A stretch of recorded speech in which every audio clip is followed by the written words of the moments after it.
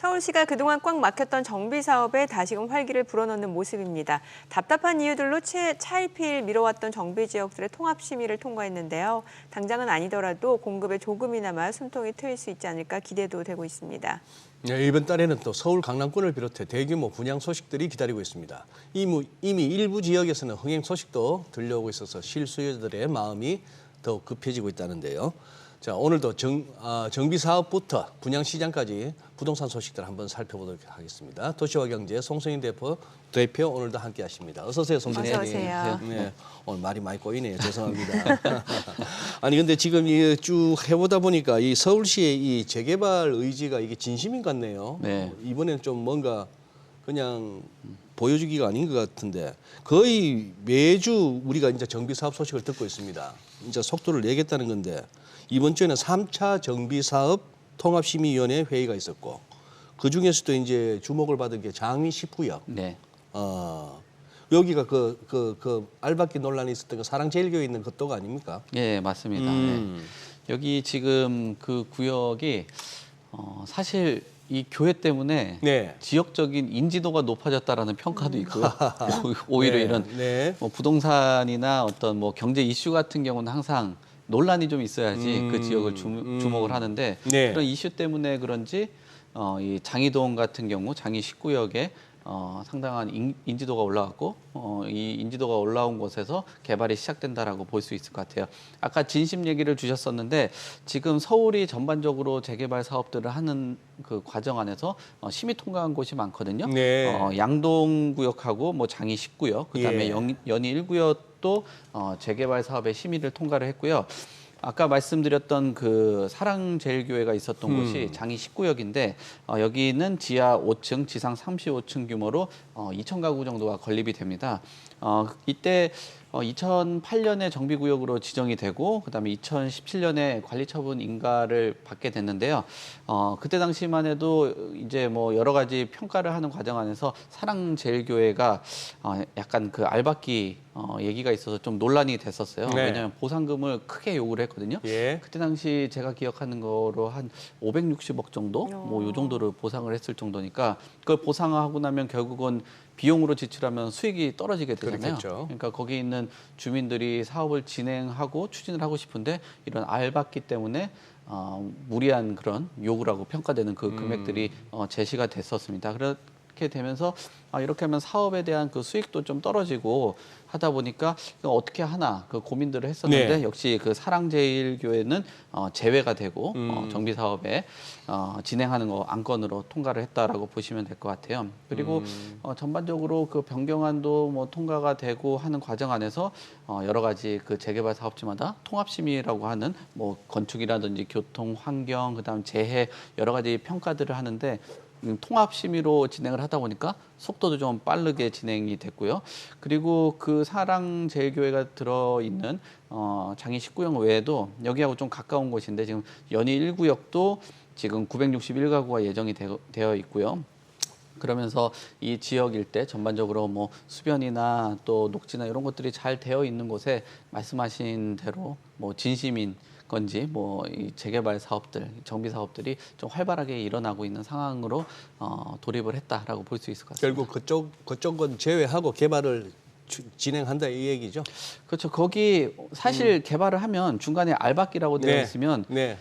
같이 포함돼서 개발을 하면 모양이라든지 훨씬 더 좋죠. 훨씬 좋죠. 좋은데 예, 너무 많은 걸 요구를 하니까 너무 많은 걸 요구하니까 예, 결국 그러면 안 되겠구나. 당신들은 그냥 있어라. 예, 빠지고 가는 거겠죠. 어쨌거나 정치판이든 경제판이든 네. 뭐 사회생활이든 간에 너무 상식에 어긋나면은 네. 좀 그래요. 네. 예. 그 힐튼 호텔 재개발 사업 네. 여쭤볼게요. 이제 밀레니엄 힐튼 호텔이 지금 40년 역사를 뒤로하고 2022년 연말을 끝으로 문을 닫았는데 이제 현대건설이 새롭게 시공을 한다고 하는데 그동안 이제 건축계에서 이제 로비는 보존해야 된다라는 요구가 네. 있었고 네. 통합심의 통과가 쉽지 않았는데 이번에는 통과를 했네요. 네. 예. 순간 움찔한 게 예. 건축하고 로비하고 갑자기 붙어 있으니까 건축계 로비. 건축계 로비로 들려가지고 건축계 로비. 이거 무슨 얘기지 뭐 순간에 예, 당황을 했습니다. 예. 뭐 제가 로비를 받은 건 아니고요. 호텔 로비. 예, 호텔 로비. 예, 그렇습니다. 네. 남산의 그 힐튼 호텔 여기가 지금 41년 역사를 품었던 곳이에요. 그래서 33층 높이로 재개발하게 되는데요. 여기가 사실 호텔 뭐 두 분도 뭐 많이 다녀보셨겠지만 자꾸 이상한 쪽으로 흘러가는 것 말이 같은데 좀 이상합니다. 뭐 차를 마시러 다녀보셨겠지만 이 그 남산 힐튼 호텔이 뭐 서울의 중심에 있는데도 불구하고 뭐 굉장히 뭐 많은 사람들이 선호하는 그런 곳은 아니에요. 좀 뭔가 건물 뒤에 있는 것 같기도 하고 눈에 좀 부각되지도 않고 그런 뭐 모습을 갖고 있는데 여기에 대한 그 개발 결국 그렇다 보니까 수익이 좀 굉장히 떨어져 있었겠죠. 그러면서 여기에 대한 그 개발 이슈들이 있는 것 같습니다. 그래서 저 호텔을 업무라든지 또 숙박 또 공공청사 이런 것들로 활용을 하게 된다라면 뒤에 그래도 남산이나 그 앞에 예전에 이제 대우빌딩 지금 서울스퀘어인가요? 그곳하고도 연결이 있다 보니까 뭐 업무적으로 굉장히 좋은 그런 자리거든요. 그리고 여기에 사업지 일부 같은 경우는 기부 체납하면서 관광의 이제 뭐 핵심 어떤 뭐 변화 뭐 이런 것들을 예. 할 수가 있어요. 그럼 그 앞에 남대문이라든지 바로 앞에 또 서울역도 있고 그다음 명동하고 가깝기 때문에 네. 그런 형태로 개발을 하게 된다면은 저런 뭐 남산하고 업무하고 관광 뭐 이런 것들이 잘 고려가 된 그 개발이 될 수 있을 것 같습니다. 그래서 뭐 전반적으로 녹지나 이런 부분들은 개방을 하면서 도심하고 연결되다 보니까 어떻게 구성하느냐에 달려 있겠지만 그래도 그 지역 안에서 뭐 랜드마크 역할을 할 수 있는 건물로 거듭날 수 있다라고 보여집니다. 지금 이런 문제가 있었던 게 아까도 말씀드린 것처럼 뭐 위치라든지 이런 부분들은 좋은데 네. 굉장히 좀 인지도가 좀 떨어지다 보니까 경영난이 있었고 또 코로나가 있었잖아요. 예. 근데 장사가 너무 안 됐나 봐요. 그래서 이지스 자산운용에 매각이 되면서 이렇게 그 움직임을 갖고 있습니다. 이 힐튼 호텔이라는 게 이상하게 우리나라 좀 잘 안 되는 것 같아요. 이 밀레니엄도 그렇고 예전에 그랜드 힐튼인가요? 홍제동에 있는 거기도 좀 스위스 그랜드. 네, 거기가 지금은 또 네. 이상하게 힐튼 브랜드가 우리나라에서 잘 안 먹히고 있는데 여기 와가지고는 좀 이렇게 변모를 하게 된다면 예전에 그런 명성을 좀 다시 한번 찾지 않을까 그렇게 봅니다. 말씀하신 대로 목은 좋고 저기가 주변 우리 뭐랄까 외국인들이 와서 한국이란 곳, 서울이란 곳을 좀 이렇게 보기에는 딱 좋은 위치인데 네. 잘만 개발하면은 남산하고도 연결되면서 좋은데 잘 되기를 진짜 바랍니다. 네. 분양시장 한번 살펴봐 주시죠. 네. 지금 이제 7월에 좀 큰 장이 선다고요? 분양 네, 쪽에? 그렇습니다. 네. 네. 지금 7월에 최근 그 경쟁률이나 이런 부분들 보면은 굉장히 눈에 띄게 네.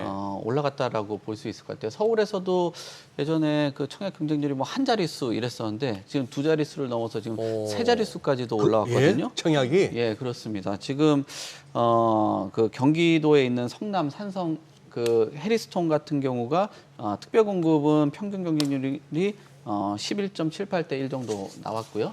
지금 경기 과천 같은 경우는 127대 1, 그리고 1순위는 228대 1이 나왔습니다. 그리고 지금 마포자의 힐스테이트 라체스도 163대 1이 나왔거든요. 그만큼 지금 흥행들이 이루어지다 보니까 앞으로도 이런 분양 물량들이 이렇게 그 흥행을 하는데 연이어서 나올 가능성들이 있습니다. 지금 7월에 전국에 54개 단지 총 한 4만 4천 가구가 분양 준비를 하고 있는 그런 상황이고요.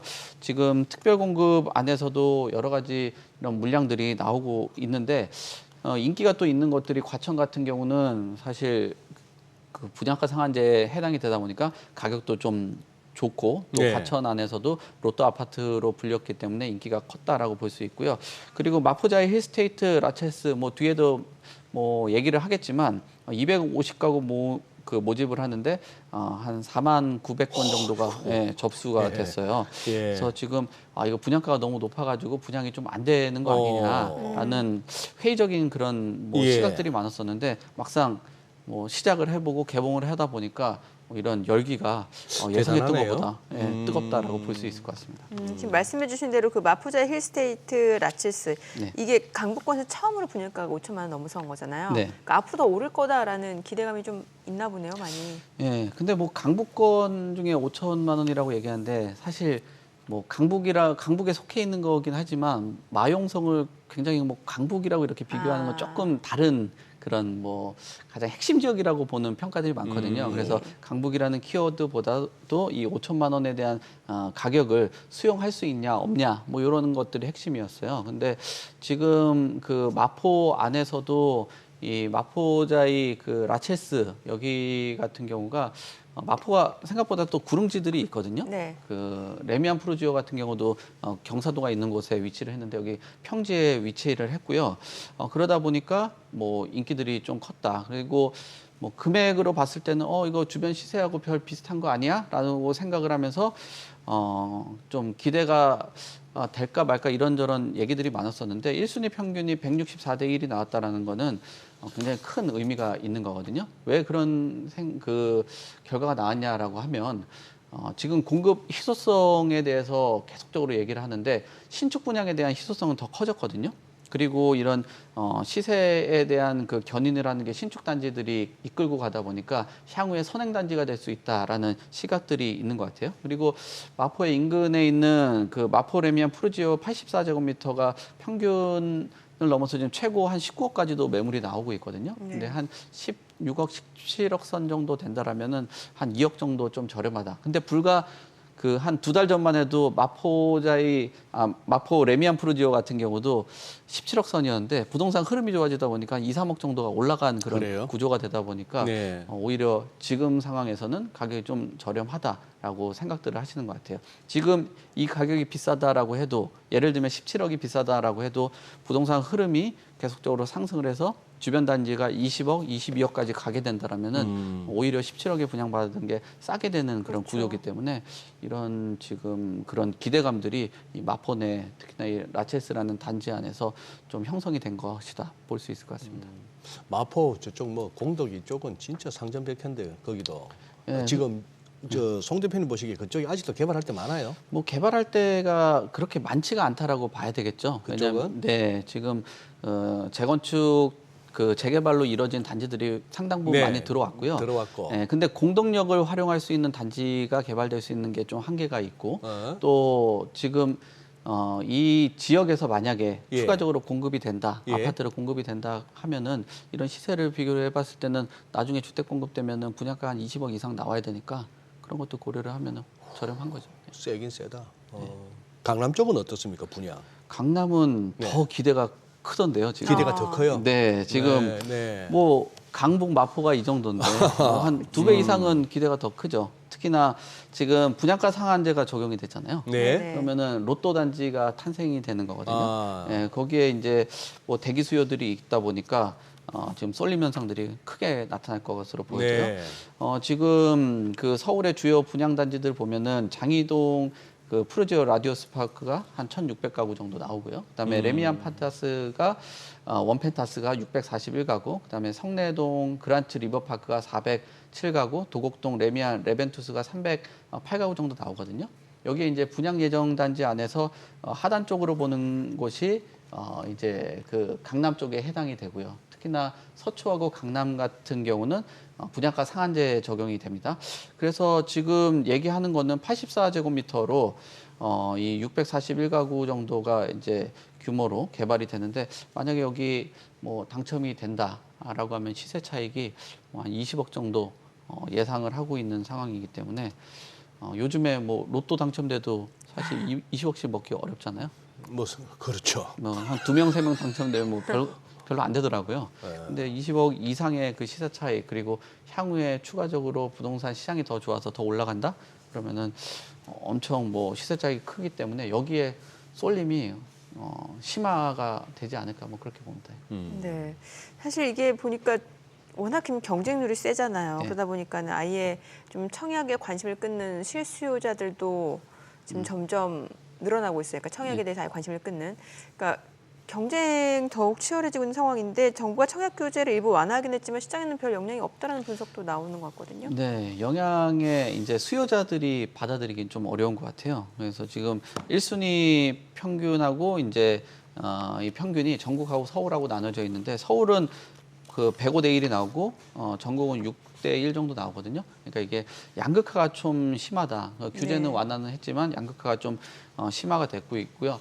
이렇게 분위기가 좀 뜨겁다 보니까 이런 저축 통장, 뭐 가입자 수들도 계속적으로 이탈을 하고 있는 구조예요. 네. 그래서 뭐 여러 가지 뭐 대책들은 내놓고는 있지만 온기 자체가 서울에 좀 국한되고 수도권 일부, 그다음에 전국에 전반적으로 온기가 퍼지지 않다 보니까 이런 그 영향력이 좀 덜하다라고 봐야 될 것 같습니다.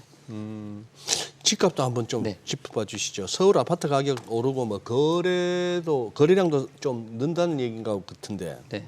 근데 이게 문제는 서울 그리고 아파트에만 국한된다는 얘기도 있던데요. 네, 그렇습니다. 지금 서울 그리고 아파트 상품, 그러니까 지역하고 상품의 한쪽에 쏠림 현상들이 큰 것 같아요. 네. 지금 서울의 아파트 상승폭은 2년 9개월여 만에 최대 폭이고요. 네. 그다음에 인기 지역들 뭐 이런 것들은 굉장히 좀 뜨겁게 올라가고 있어요. 성동구가 지금 0.59%가 올랐거든요. 그러니까 선호도가 높은 지역들 뭐 뜨겁게 올라가고 있는 것 같고요.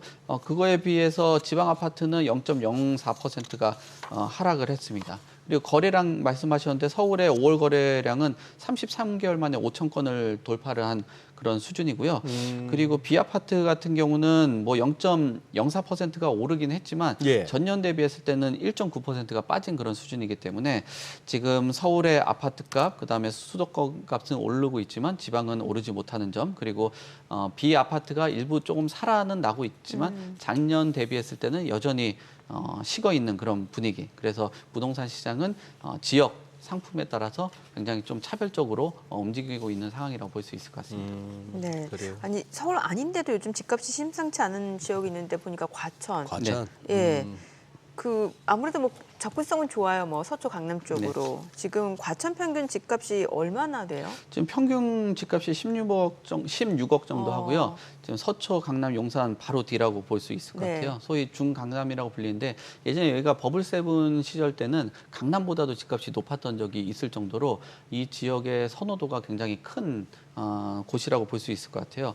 지금 그뿐만 아니라 경기도에 있는 평균 그 분당 평균도 12억 3천 정도에서 종로보다도 지금 앞서고요. 하남 용인 같은 경우는 노도강이라든지 금강구보다도 앞섭니다. 그리고 도봉구에 있는 그 아파트 같은 경우는 5억 한 3천 정도 하는 그런 수준이기 때문에 오히려 그 서울이라는 부분도 있겠지만 역시나 뭐 강남하고의 접근성, 그다음에 일자리 이런 것들에 따라서 집값이 조금 차등적으로 움직이고 있는 흐름, 그리고 시세를 형성하고 있다라고 볼 수 있을 것 같습니다. 그쪽에 네. 오랜만에 가보시는 분들은 깜짝깜짝 놀라실 텐데 완전 지형이 달라지고 있는데 네, 그렇습니다. 문제는 그 도로 확장 안 하고 그 나중에 어떻게 그거 수용이 될까 싶건 참. 예. 네. 예. 네, 오늘 네. 내용 잘 들었습니다. 고맙습니다. 고맙습니다. 네, 감사합니다. 네.